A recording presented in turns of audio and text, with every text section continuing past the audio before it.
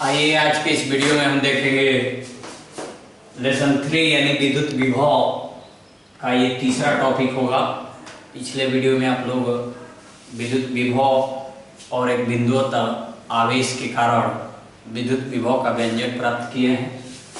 ये हमारा तीसरा टॉपिक है और टॉपिक दिया गया है कि विद्युत क्षेत्र की तीव्रता और विभवांतर में संबंध क्या होता है।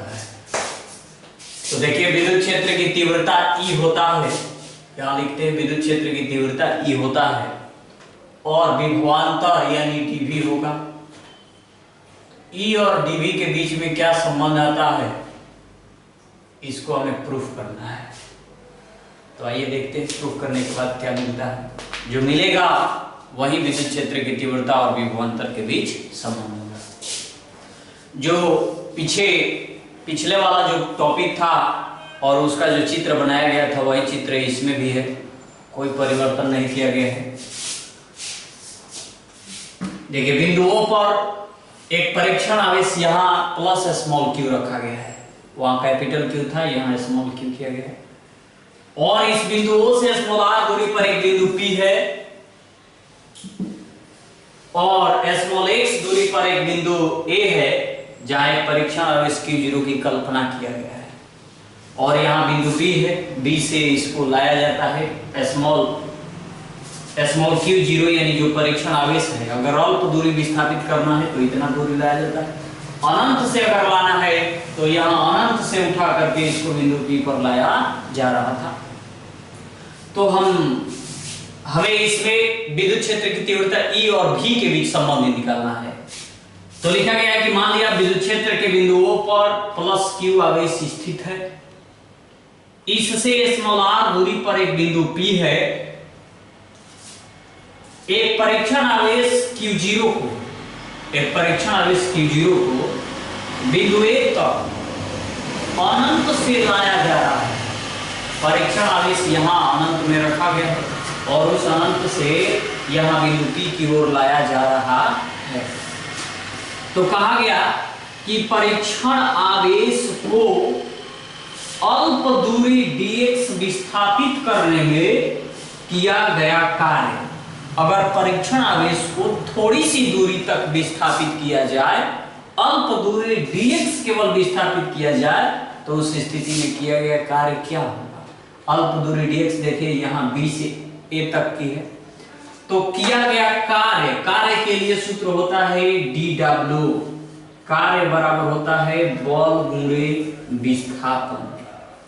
dW बराबर F इंटू dx, समीकरण नंबर होगा 1। ये कार्य का मान हो गया।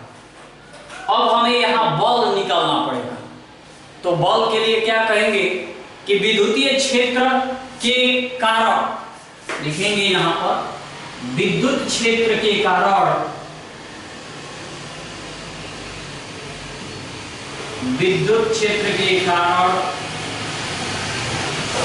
लगने वाला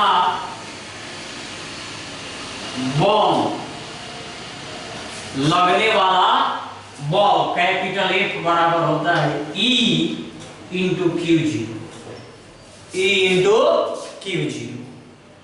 E विद्युत क्षेत्र की तीव्रता है और Q0 आवेश है। अब इस बल का मान हम समीकरण 1 में लिखते हैं। तो समीकरण 1 में क्या दिया है, समीकरण 1 है dW बराबर F इंटू dx। तो F के जगह पर हम लिखेंगे E इंटू Q0 और माइनस dx है तो माइनस dx रहेगा। dx अल्प दूरी है, dW बराबर E into Q0 minus dx। तो ये Q0 है, Q0 को हम इधर करेंगे तो ये हो जाएगा dW बटा में Q0 बराबर E इंटू माइनस dx। अब यहाँ ध्यान देना ये है कि V बराबर एक सूत्र होता है V बराबर W बाई Q, उसी के सहायता से हम लिखेंगे dV बराबर dW बटा में Q0। इसका मतलब ये हुआ कि अगर वोल्टेज रहे dv, तो dv बराबर dw बटा में q0 हो जाएगा। तो dw बटा में q0 यहाँ पर जो दिख रहा है उसके स्थान पर हम dv लिखेंगे। dv इसलिए लिखेंगे क्योंकि हमें विभवांतर में संबंध ज्ञात करना है, तो विभवांतर का ये काम करने लगेगा। तो dw बटा में q0 के जगह पर dv लिखा गया, बराबर e हो गया, और इधर दिया है माइनस dx।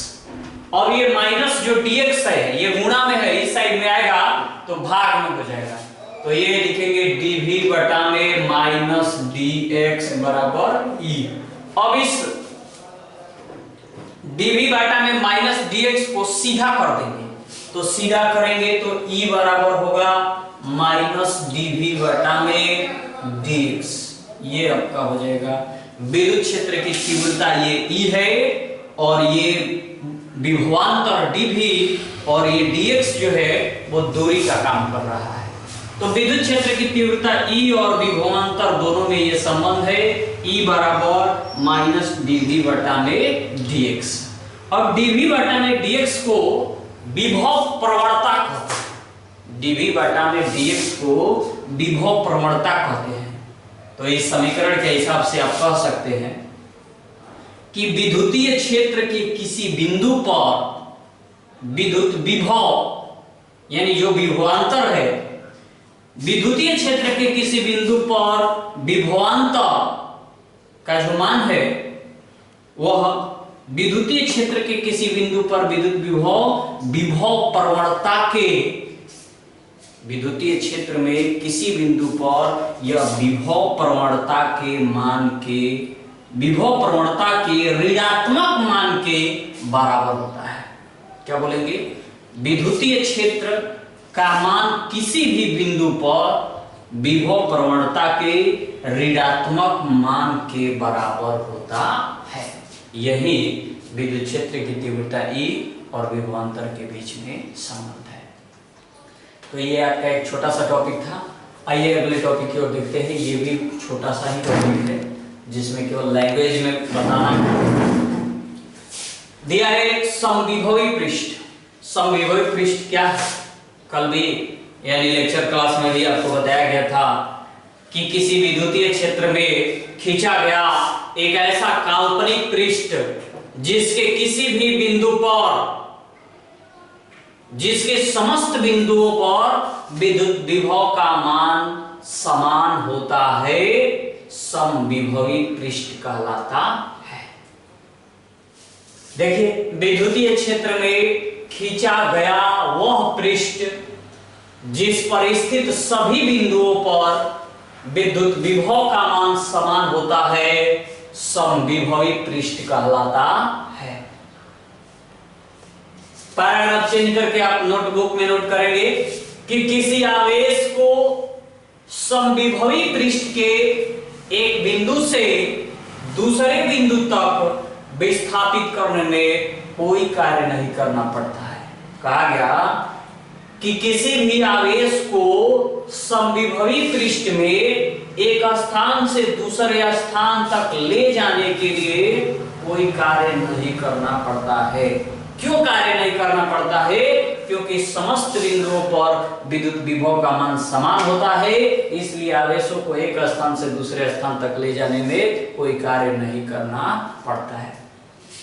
इसका तीसरा पॉइंट यह है कि समविभवी पृष्ठ के प्रत्येक बिंदु पर विद्युत क्षेत्र की दिशा समविभवी पृष्ठ के लंबवत होता है। समविभवी पृष्ठ के प्रत्येक बिंदु पर विद्युत क्षेत्र की जो दिशा होती है वो समविभवी पृष्ठ के लंबवत होता है। एक क्वेश्चन इस समविभवी पृष्ठ पे आता है कि किसी चालक का तल समविभवी, किसी चालक का तल हमेशा समविभवी होता है। क्यों? किसी भी चालक का तल समविभवी होता है, क्यों? तो आप ये कह सकते हैं कि किसी भी चालक का तल समविभवी होता है क्योंकि आवेशों का प्रवाह एक बिंदु से दूसरे बिंदु तक तब तक होता रहता है जब तक कि दोनों बिंदुओं के विभव समान न हो जाए। यही कारण होता है कि किसी भी चालक का तल समविभवी होता है। तो इस वीडियो में इतना ही, 2 टॉपिक रहेगा, फिर आपका अगला टॉपिक अगले वीडियो के साथ होगा। तो चलिए आप इसे नोट कर लेंगे।